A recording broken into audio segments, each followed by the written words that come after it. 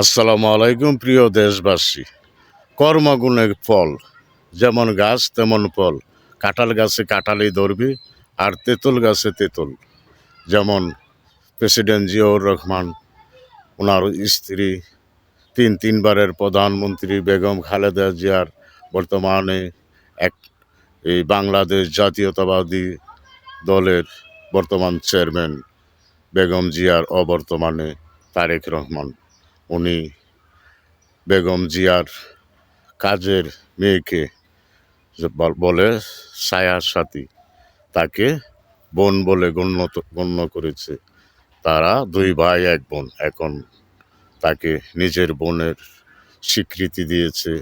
যার তাদের যত মাল সম্পদ আছে 3/1 তাকে দেওয়া হবে, সেই স্বীকৃতি দিয়েছে।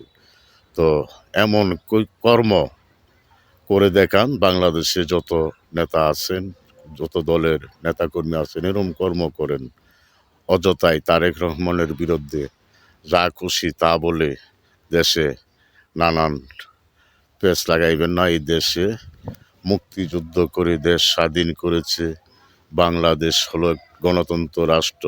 সেই রাষ্ট্রের মধ্যে যারা বলছো যে এই মার্কা ভোট দিলে জান্নাতে যাবেন, ওটা ভোট দিলে আপনি বেহেশতের টিকিট পাবেন, এসব কথা বলে নির্বাচনে কেউ প্রচারণা করবেন না। প্রচারণা করলে আপনাদেরকে প্রতিহত করা হবে। আপনারা ভোট চাইবেন, ভোট পেয়ে নির্বাচিত হয়ে সংসদে গিয়ে জনগণের জন্য কাজ করবেন, ভালো কাজ করবেন, বা তারেক জিয়ার মতো নিরম কর্ম করেন, কইরা দেখান, এসব বলেন, বইলা নির্বাচিত হন, তারপর সংসদে যান।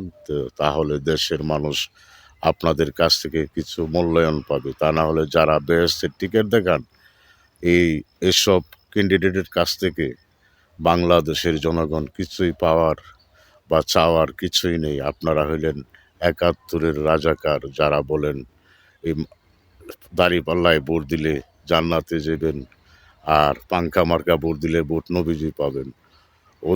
ওদের কাছে কেউ যাবেন না, ওদেরকে ভোটও দিবেন না। তাহলে যারা ভোট দিবেন তারাই নাফরমান জাহান্নামে যাবেন।